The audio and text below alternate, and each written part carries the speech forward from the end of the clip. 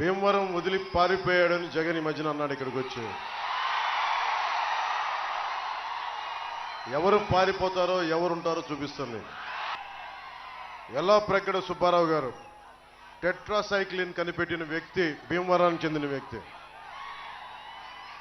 కవి చిత్రకారుడు అడవి బాపిరాజు గారు పుట్టిన నేల ఇది. విష్ణు కాలేజీల స్థాపకులు శ్రీ బివి రాజు గారు పుట్టిన నేల ఇది. ఈరోజు డిఎన్ఆర్ కాలేజ్ గ్రౌండ్ ఇచ్చిన గన్నాబాతులు పెద్దాత గారు పుట్టిన నేల ఇది. అలాంటి నేలలో ఈరోజున్న సమస్య ఏంటంటే గంధి శ్రీనివాస్ అని చెప్పి ఒక రౌడీ ఎమ్మెల్యే రాజ్యం వెళ్తున్నాడు. నేను భీమవరం నుంచి పారిపోలా, భీమవరాన్ని బలోపేతం చేయడానికి ఉన్నాను ఇక్కడ.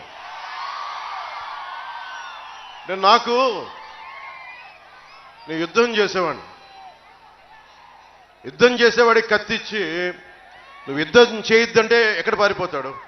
గంధి శ్రీనివాస్ నన్ను ఎదురుగా పెట్టి మా పార్టీలో ఉండేవాళ్ళే నాయకులు గతంలో ఆయన ఏమనకండి, మా ఇంటి బిడ్డను ఆయన కోడలుగా ఇచ్చాం, ఆయన తిట్టద్దండి, ఆయన ఈ మాట అనొద్దండి, అలా అంటే కాపులు ఓట్లు చీలిపోతాయండి, ఇలా అంటే ఆ ఓట్లు పోతాయండి, ఇలా అంటే నాకు నిజంగా నీరసం వచ్చేస్తుంది. తప్పు చేసిన వాడు మన కులమా కాదా అని నాకు అనవసరం, తప్పు చేశాడా లేదా అన్నదే లెక్క అంతే. ఎలాంటి మహానుభావుడు అంటే భీమవరం కోఆపరేటివ్ అర్బన్ బ్యాంక్ లేకుండా చేశాడు ఆ మహానుభావుడు. అంటే నాకు యుద్ధం చేయడం తెలుసు. ఇందాక నరసాపురంలో చెప్తా ఉన్నా, నేను జగన్ మాట్లాడితే ఇక్కడికి వచ్చి పారిపోయాను అంటున్నాడు. జగన్ నీకు ఒకటి చెప్తున్నా, నీలాగా నాకు రౌడీ గ్యాంగులు లేవు నా దగ్గర, బ్లేడు బ్యాచ్లు లేవు నా దగ్గర, నీకు వంత పాడే అధికారుల బృందం లేదు నా దగ్గర. నువ్వు ఊహించుకో, ఒక్కడనే దశాబ్దం పాటు కేవలం మీ అందరి అండదండలే, మీ గుండెల్లో నన్ను పెట్టుకున్న బలమే ఈరోజు జనసేన పార్టీని నిలబడేలా చేసింది. జగన్ లాగా నాకు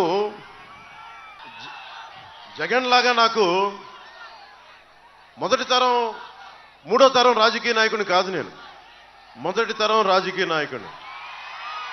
ఎలాంటి వాడిని? వేలకు వేల కోట్లు ఉన్నవాడిని కాదు, కింద స్థాయి నుంచి పైకి వచ్చిన వాడిని. ఎక్కడో నరసాపురం మొగల్తూరులో ఒక 3.5 ఎకరాలు కమతా ఉంటే అది కూడా ఇంట్లో చిన్నమ్మల పెళ్లికో బిడ్డలపై అవసరాలకో అమ్ముకుంటూ వచ్చిన జీవితాలు మాయి.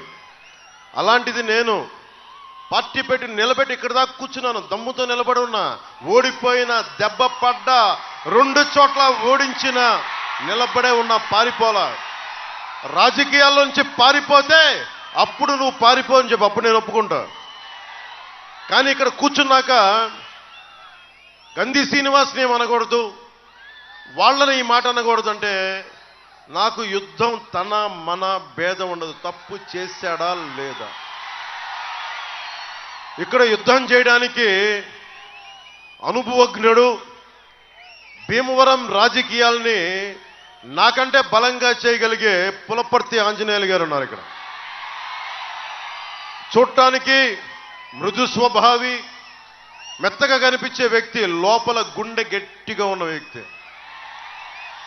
అలాంటి బలవంతుడు. ఎందుకు నాకు ఆయన మీద గౌరవం అంటే నాకు ఒకటే, నేను ఓడిపోయినప్పుడు ఆయన సంబంధించిన కామన్ ఫ్రెండ్స్ దగ్గర ఆయన ఒక్క మాట, అరే పవన్ కళ్యాణ్ కనుక పోటీ చేస్తున్నా నేను పోటీలోంచి తప్పుకునేవాడిని, అది నాకు విషయం తెలియలేదని. నామినేషన్ వేసే వరకు నాకు తెలియలేదు ఆయన పోటీ చేస్తున్నారని. మనస్ఫూర్తిగా ఆ రోజు అనుకున్నా, అరే నేను ఇంత బలమైన నాయకుల సమూహం దగ్గరికి వచ్చి ఓట్లు చీలకుండా ఉంటే బాగుండేది అనిపించింది ఆ రోజు. అది ఉండిపోయి నేను ఒకటే కోరుకున్నా, భీమవరం ప్రజలు గెలవాలి. నా దగ్గర 200 కోట్లు పెట్టే స్తోమత నా దగ్గర లేదు, ఎందుకంటే నేను బ్యాంకులు దోపిడీలు చేయలేదు. ప్రతి ఓటుకి 6,000 ఇచ్చే స్థాయి నా దగ్గర లేదు, ఓట్లు కొనే సత్తా లేదు నా దగ్గర. కానీ ఏదన్నా మాట్లాడితే నాకు ఇల్లు లేదని చెప్తారు భీమవరంలో. అరే, ప్రపంచాన్ని విశ్వాన్ని ఇల్లు చేసుకున్న వాడిని, మా ఊళ్ళమ్మ తల్లిని గుండెల్లో ఇల్లుగా పెట్టుకున్న వాడిని. ఈ తత్వం జగన్ లాంటి వాడికి అర్థం కాదు కదా. పొలిటికల్ పరిభాష వేరు. ఒకటే అనుకున్నా, నేను స్థలం తీసుకుందాం 2 ఎకరాలు ఇవ్వండి అంటే పాపం ఎవరో ఇవ్వడానికి నా దగ్గరికి వస్తే ఒకటే మాట అన్నాడు మన గంధి శ్రీను, నువ్వు పవన్ కళ్యాణ్ కనుక భీమవరంలో స్థలం ఇస్తే నేను మిమ్మల్ని 30 తిప్పలు పెట్టేస్తానంటే భయపడి సైన్ చేయబోయి నాకు పంపించి నాకు అమ్మలేదు స్థలం. నాలాంటి వాడికే గంధి శ్రీని ఇలా బెదిరిస్తుంటే సగటు భీమవరంలో ఉన్న ప్రజల్ని ఎలా బెదిరించో నాకు బాగా తెలుసు. సోడా కొట్టు పెట్టుకున్న వాళ్ళు కూడా బెదిరించేవాడు. ఫుట్పాత్ మార్కెట్ని ఫుట్పాత్ మీద వ్యాపారాలను చూసుకొని బెదిరించేవాడిని. మనకు మద్దతుగా నిలబడ్డారని చెప్పి వైశ్య సమాజాన్ని అందరినీ భయపెట్టినవాడు. పోయిన ఎన్నికల్లో గంధి శ్రీని ఇప్పుడు నేను పోటీ చేయట్లా. ఇప్పుడు నీకు చెప్తున్నా, రూపాంతరం చర్చి నుంచి మా ఊళ్ళో మన గుండెల్లో పెట్టుకొని చెప్తున్నా, నీకు రోజులు దగ్గర పడ్డాయి. నువ్వు రౌడీజం ఎక్కువైపోయింది నీకు. ముఖ్యంగా నాకు మా ఇంట్లో ఆడబిడ్డనిచ్చాం గంధి శ్రీని వాళ్ళ ఇంట్లోకి అన్నప్పుడు చెప్తా ఉన్నా, గంధి శ్రీని కుటుంబ సభ్యులకు కూడా, అమ్మ నాకు మీ మీద బాధ లేదు, కోపం లేదు, కానీ మీ గంధి శ్రీను సన్నిహితులు కానీ కార్యకర్తలు కానీ వాళ్ళు చేస్తున్న దోపిడీలు ఆగడాలు నాకు నచ్చలేదు. గంధి శ్రీనుకి డిపాజిట్ లేకుండా చేయడమే పులపర్తి ఆంజనేయులు గారి గెలుపే లక్ష్యం. మనకి గూండాగర్దీ చేసేవాడు ఈ రోజున మాట్లాడితే నేను కాపు సామాజిక వర్గానికి చెందిన వాడిని చెప్పి గంధి శ్రీనుకి నోరెక్కువైపోయింది ఈ మధ్యన. ఇందాకే చెప్పాను, గంధి శ్రీను నేను నీలాంటి రౌడీల్ని చిన్నప్పటి నుంచి చూశాను. నేను గుర్తుపెట్టుకో, నువ్వు మర్యాదగా మాట్లాడితే నాకు ఓకే. అలాగే గంధి శ్రీను వెనకుండే రౌడీ మూకలు కూడా చెప్తున్నాను, గుర్తుపెట్టుకోండి. మీరందరూ కూడా ఎవరైనా కావచ్చు, ఇబ్బంది పెట్టకండి ప్రజల్ని. మీరు ఏ కులమైనా కానీ నాకు అనవసరం. భీమవరం తాలూకు ప్రశాంతతని దయచేసి చెడగొట్టకండి. ఇది చాలా బలమైన మధ్యతరగతి అట్టడుగు వర్గాలు, బాగా డబ్బున్న వారు అందరూ కలిసిమెలిసి ఉంటున్న నియోజకవర్గం ఇది. అలాంటి నియోజకవర్గంలో గూండాగర్దీతోటి మీరు ఏదన్నా రాజ్యం మీకు చేస్తానంటే రోడ్డు మీదకి వచ్చి చొక్కా పట్టుకొని వెనక్కి మడిచి కొట్లాడటానికి నేను సిద్ధంగా ఉన్నాను. అంజిబాబు గారికి అండగా రేపొద్దున ఏదైనా చిన్న సమస్య వస్తే నేను చొక్కా మడిచి నేను వస్తాను రోడ్ల మీదకి. ఆ ధైర్యం మీకు ఇస్తున్నాను, ఆ మాట మీకు ఇస్తున్నాను. అలాగే గంధి శ్రీను అభిమానులు కూడా చెప్తున్నాను, నా అభిమానులు చాలా మంది గంధి శ్రీను చుట్టూ ఉన్నారు, వారికే చెప్తున్నా, మీరు సినిమాల్లో పవన్ కళ్యాణ్ హీరోగా చూస్తుండొచ్చు, నిజ జీవితంలో పవన్ కళ్యాణ్ వేరు. నిజ జీవితంలో పవన్ కళ్యాణ్ దేశం కోసం సమాజం కోసం చచ్చిపోయే వ్యక్తి. ఇందాక నరసపురం సభలో ప్రతి సభలో చెప్తా ఉంటాను, నేను గత పాలిటిక్స్లోకి రావాలి అని నిర్ణయించుకున్న రోజు నుంచి ఈ రోజు దాకా, నేను చనిపోయేదాకా రోజుకి 24 గంటలు బతికితే సంతోషం అనుకుంటాను. ఎందుకు చెప్తున్నా, మీలాంటి భవిష్యత్తు, మీ బిడ్డల భవిష్యత్తుకు బాగుండాలంటే తెగించేవాడు ఒకడు కావాలి.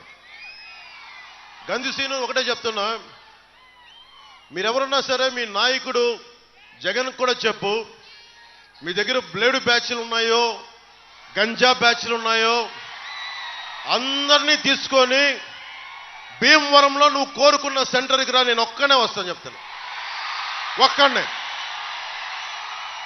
ఒక్కళ్ళు కూడా నేను వద్దని చెప్తున్నాను ఈ రోజున.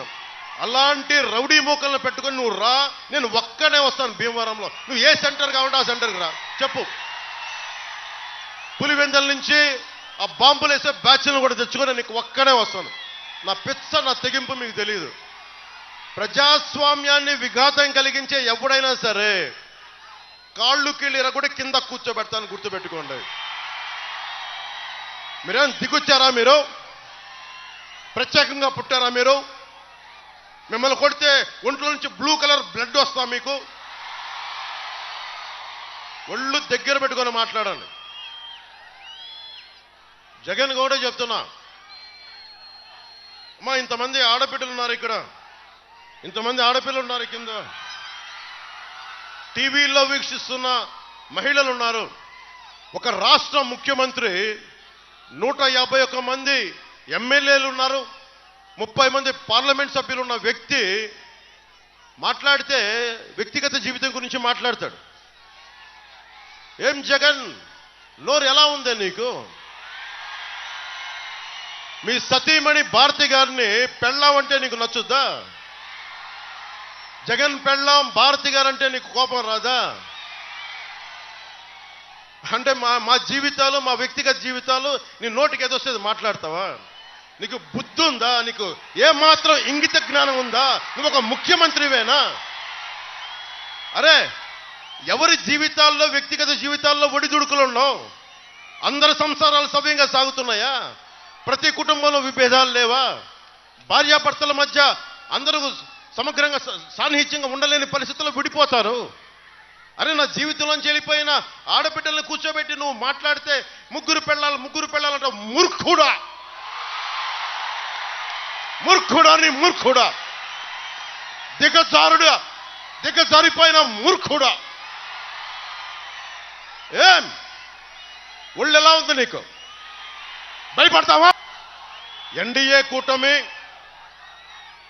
నరసాపురం పార్లమెంటు నుంచి భూపతిరాజు శ్రీనివాస వర్మ గారు పోటీ చేస్తా ఉన్నారు కమలం గుర్తు మీద. జనసేన, టీడీపీ, బీజేపీ కూటమి లక్ష్యం సంక్షేమంతో పాటు అభివృద్ధి లక్ష్యంగా కూటమి పనిచేస్తుంది. ప్రతి చేతికి పని, ప్రతి చేనుకి నీరు జనసేన, టీడీపీ, బీజేపీ కూటమి యొక్క లక్ష్యం. ఎన్నికల్లో హామీ ఇచ్చిన ప్రతి కార్యక్రమం అమలయ్యే విధంగా చూసే బాధ్యత జనసేనది. దీనికి బాధ్యత మేము తీసుకుంటాం. ఈ హామీలన్నీ అమలయ్యే విధంగా చూసే బాధ్యత జనసేనది. ఇచ్చిన ప్రతి హామీకి జవాబుదారీగా ఉంటాం. జనసేన, టీడీపీ, బీజేపీ కూటమి నదుల అనుసంధానం చేసే ప్రక్రియకి శ్రీకారం చుట్టి ప్రతి చేనుకి నీరందించి రాష్ట్రంలో వలసలు పస్తులు లేని సంపూర్ణ సమగ్ర బలమైన స్వర్ణ ఆంధ్రప్రదేశ్ నిర్మించడమే మన లక్ష్యం. ఆంధ్రప్రదేశ్కి జీవనాడి అయిన పోలవరం ప్రాజెక్టు కాల పరిమితిలో పూర్తి చేస్తాం. ప్రతి నీటి పట్టుని వాడుకోవడానికి సముద్ర పాలు కాకుండా చూడటమే కూటమి యొక్క లక్ష్యం. ముఖ్యంగా యువతకి స్కిల్ డెవలప్మెంట్ శిక్షణ ఇచ్చి వారి కాళ్ల మీద వారు నిలబడేటట్లు చేయడం, తద్వారా ప్రతి చేతికి పని కల్పించడమే కూటమి యొక్క లక్ష్యం. చేతి వృత్తులు, కుల వృత్తుల్ని పరిరక్షించడమే కూటమి లక్ష్యం. కూటమి అధికారంలోకి వచ్చిన వెంటనే మెగా డిఎస్సి విడుదల చేస్తాం. ప్రతి సంవత్సరం క్రమం తప్పకుండా జాబ్ క్యాలెండర్ని విడుదల చేస్తాం. 50 సంవత్సరాలు నిండిన బీసీలకి నెలకి 4,000 రూపాయల పెన్షన్ 1వ తేదీనే ఇంటి వద్దనే అందజేస్తాం. స్కూల్కి వెళ్లే ప్రతి విద్యార్థినికి 15,000 రూపాయలు ఎంతమంది పిల్లలు ఉంటే అంతమంది తల్లికి అందజేస్తాం. సంవత్సరానికి ఆడపడుచులకి, మహిళలకి 3 గ్యాస్ సిలిండర్లని ఉచితంగా అందజేస్తాం. ప్రతి రైతుకి సంవత్సరానికి 20,000 రూపాయలు ఆర్థిక సహాయం అందిస్తాం. ప్రతి మహిళకి నెలకి 1,500 రూపాయలు అందజేస్తాం. మహిళలకి ఉచితంగా బస్సు ప్రయాణం కల్పిస్తున్నాం. దానికి ఆటో సోదరులందరూ భయపడాల్సిన అవసరం లేదు. మీ జీవనోపాధికి భంగం కలిగించకుండానే ఆ పథకాన్ని ముందుకు తీసుకెళ్తాం. పేదల కడుపు నింపడానికి అన్న క్యాంటీన్లతో పాటు డొక్కా సీతమ్మ క్యాంటీన్లను కూడా ముందుకు తీసుకెళ్తాం. ముఖ్యంగా బీసీ సోదరులందరికీ, సోదరీమణులకి జగన్ వచ్చాక 34% రిజర్వేషన్లు, స్థానిక ఎన్నికల రిజర్వేషన్లని 24% చేశారు. కూటమి ప్రభుత్వం రాగానే తిరిగి 24 నుంచి 30 నెలలకి దాన్ని పునరుద్ధరిస్తాం. బీసీ, ఎస్సీ, ఎస్టీ, మైనారిటీ నిధుల్ని వారికే ఖర్చు చేస్తాం. ఎట్టి పరిస్థితుల్లో వాటిని దారి మళ్లించాం. ఏ ఉద్దేశంకి అయితే దాన్ని ఇవ్వబడింది ఆ నిధులు దానికోసమే ఖర్చు పెడతాం.